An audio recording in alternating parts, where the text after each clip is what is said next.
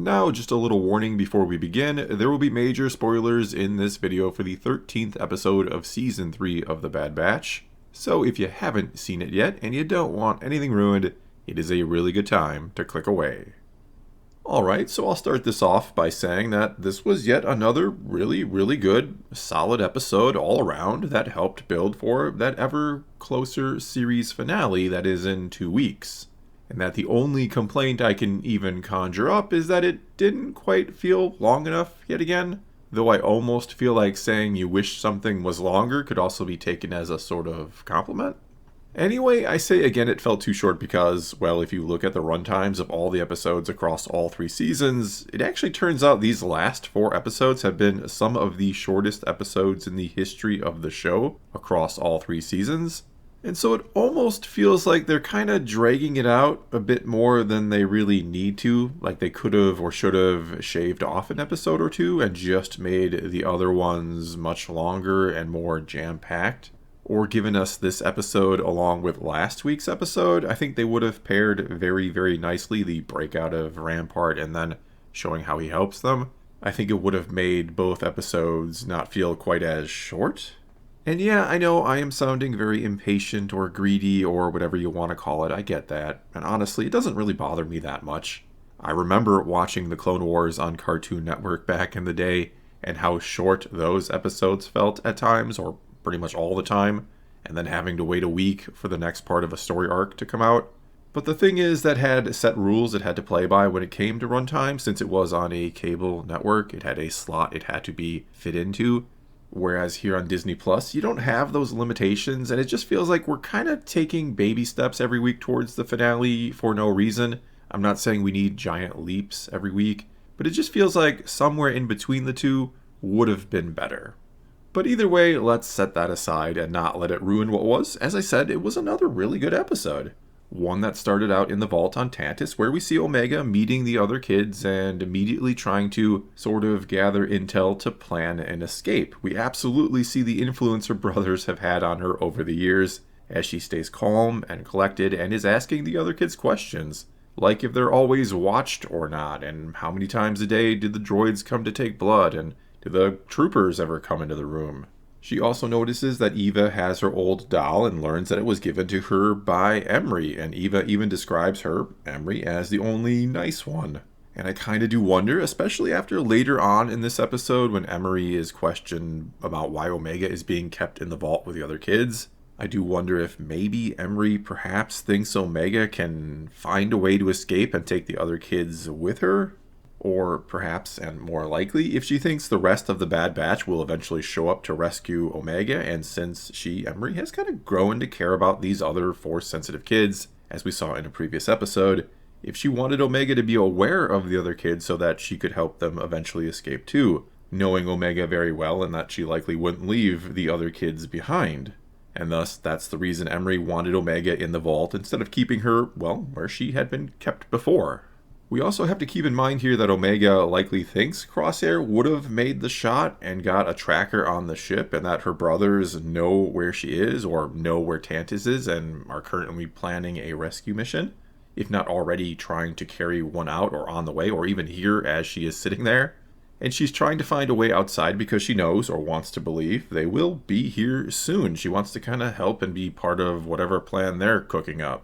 Though that doesn't solve the problem of freeing the other clones imprisoned on Tantiss, which is also a concern of hers, or has been shown to be a concern of hers. She has wanted to go back to free them since she escaped.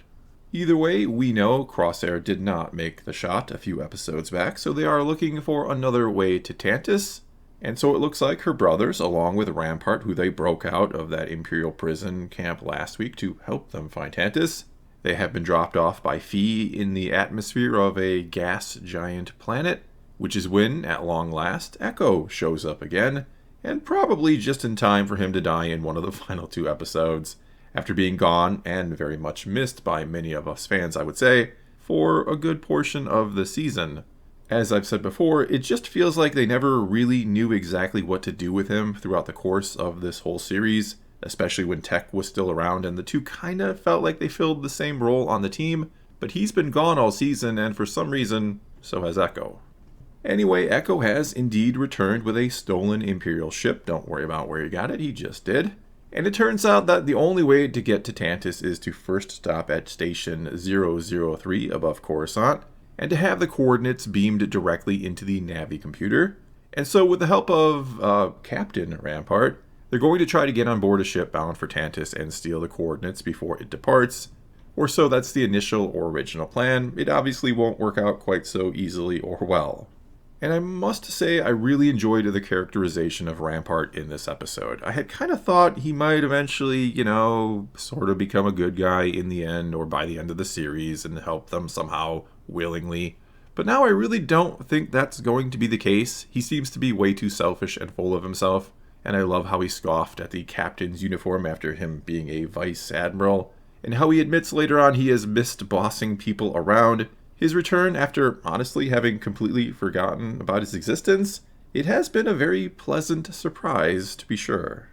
Back with Omega then, she continues to gather her intel and is formulating a plan to sneak out through the tubes that the droids use to transport the samples. She even steals a tool from Emery's tray to be able to get herself in there. She also, very confidently, tells the other kids that she has broken out or escaped before, and she's going to do it again, taking them all with her. And I can't help but feel or get a little bit of Andor One Way Out Prison Break vibes from this episode. Not saying it's quite on par with that story arc or anything, but certainly has a similar feel to it.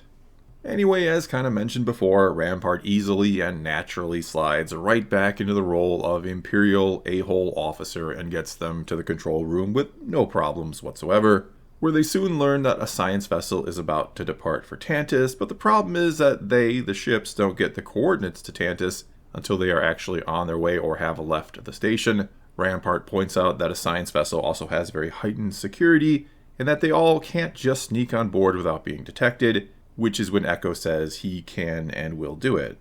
Now, I'm not entirely sure why Echo won't be detected. Does he somehow actually register or show up as a droid for some reason that I'm not aware of? Which is even what he is kind of implied, I think. Because he absolutely still should have, life signs, vital signs, a beating heart, and all that good stuff. He still is a living and breathing person despite everything he has gone through, and once being kind of turned into a computer. I don't know, either way he volunteers for the job, and the plan becomes for him to, again, sneak on board the ship and then deactivate the proximity alarm so the rest of them can latch on and hitch a ride to Tantiss that way. Meanwhile, Omega discovers that yes, there does seem to be a way out of the vault through the droid access tubes, and she manages to discover that before the other doctor, Dr. Scalder, finds her figuring that out. And it was a nice little piece of tension, I must admit, but not as good as the end of the episode was, where after Echo does indeed sneak aboard the science vessel, using, coincidentally enough, a sort of droid access tube. And I do love that he has embraced pretending to be a droid after what we saw way back in Season 1, where he didn't appreciate being confused for a droid. There's something oddly poetic about all of this. Anyway, yes, pretending to be a droid, he does get on board, and soon we get a very tension-filled last couple minutes where Echo has to deactivate the proximity alarm just in time for the other ship, the one with his brothers on it, to latch onto it so it can ride it all the way to Tantiss without being detected, which he manages to do in the nick of time, and now they are all indeed on their way to Tantiss for the final 2 episodes of the series. And so, as I said at the top, this was another really, really good episode. A well-crafted one all around, I'd say, because despite not being the longest one ever, it still felt fairly well-paced, and I enjoyed Rampart and his interactions with the Bad Batch far more than I ever thought I would. That in itself was very entertaining, and I'm very curious to see where Rampart fits into these final 2 episodes. Does he try to betray them? Is he a casualty? Or maybe he does kind of go along with the good guys and has a change of heart. We'll have to see, but either way, I'm excited to see, which is surprising because, again, I had forgot about his existence. Anyway, the episode also had some really cool or beautiful shots, or animation, I guess. And the score was once again perfect and on point. I love the creepy music or the creepy vibe we get while we are in the vault, where it almost has these childish tones mixed in with this otherwise very dark, ominous, and oppressive sounding score. It just works so perfectly, in my opinion.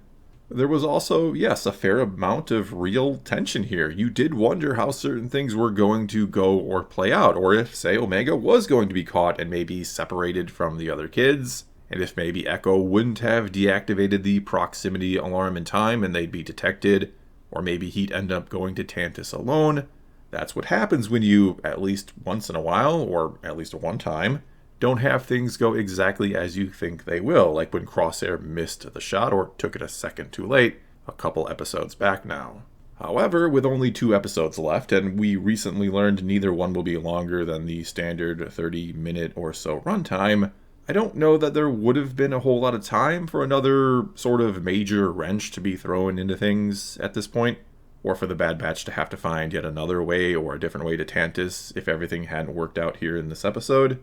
Either way, still another solid, very enjoyable episode here in Season 3, and another, albeit small-ish step, towards what will hopefully be 2 great and surprising final episodes of this series.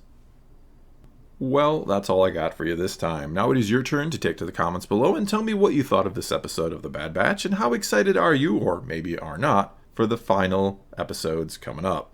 Whatever the case may be, leave your comments below. Let's talk some Star Wars, and until next time, thanks for watching.